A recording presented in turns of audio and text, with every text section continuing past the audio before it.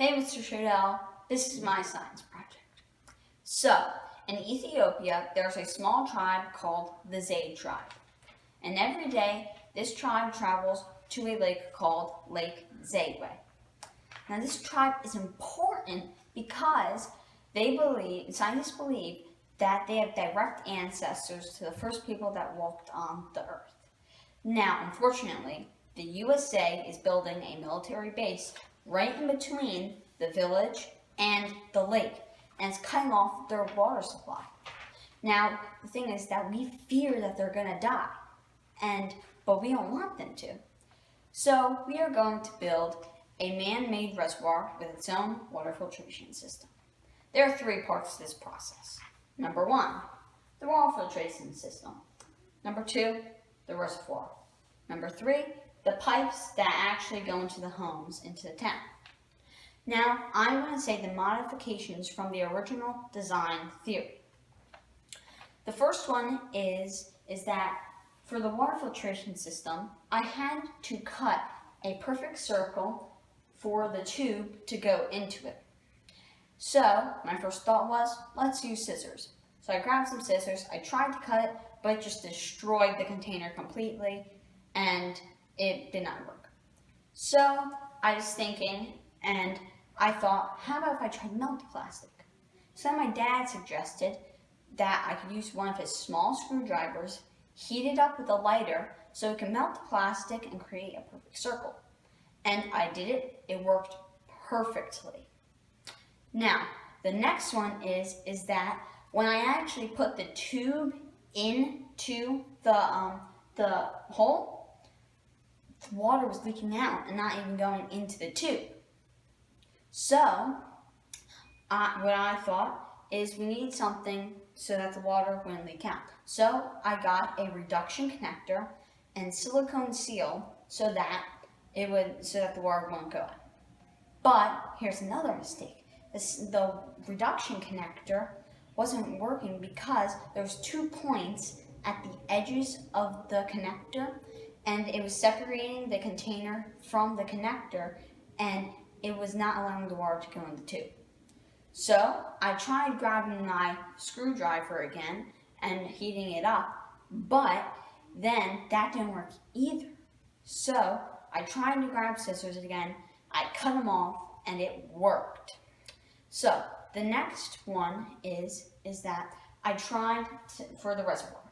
Originally, I had another container for the reservoir, and it was the same size, and I tried melting the plastic, but turns out the plastic was too thick.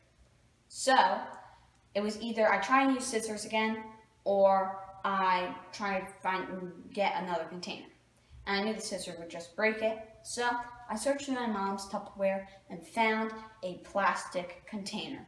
So then I melted it, and it worked perfectly fine. So the next part is that normally when you're cleaning out water, people would use sand and gravel. Now I tried to use the sand and gravel, but all the sand was going into the water, and it was making it more dirty. So I was searching through my things of what I could do and thinking, and I found coffee filters, my parents' coffee filters. So I put the one in it, and it worked fine. But originally I only had one water filtration system, and I realized one water filtration system wasn't enough. So I added on the second one that we had right here. So now I grabbed the coffee filters because I actually had real dirty water that I grabbed from a nearby lake called Lake Norman. Because why would I just use coffee filters if I had just clean water? So now, as you can see, I already started the process a little bit. So I poured the lake water into it, and you see, and all the minority of the particles got caught, big and small, into the first container.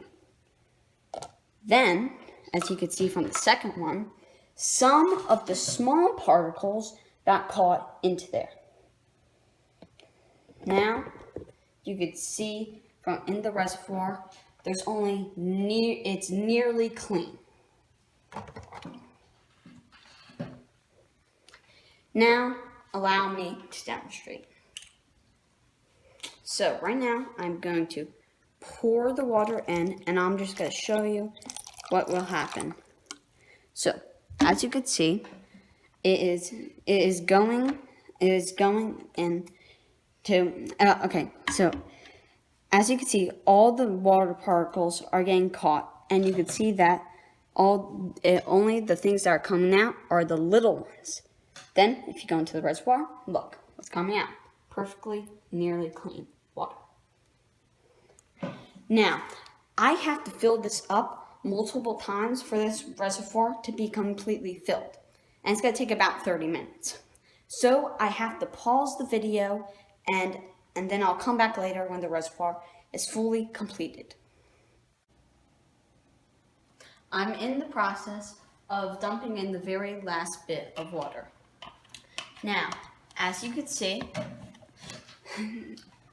as before, all the big debris is still coming out. It's still filtering through, but it's in there. Now, it's also coming out into the second one, and you can see already that none of the big debris is in there, and there's only very little. Now, if we look at the reservoir, you can see that it's very, very clean, and there's pretty much only literally one speck of debris in there, but that's not going to hurt anybody. So, now, time for the test. So, I'm going to actually drink the water, and you can see how clean it is once it comes out.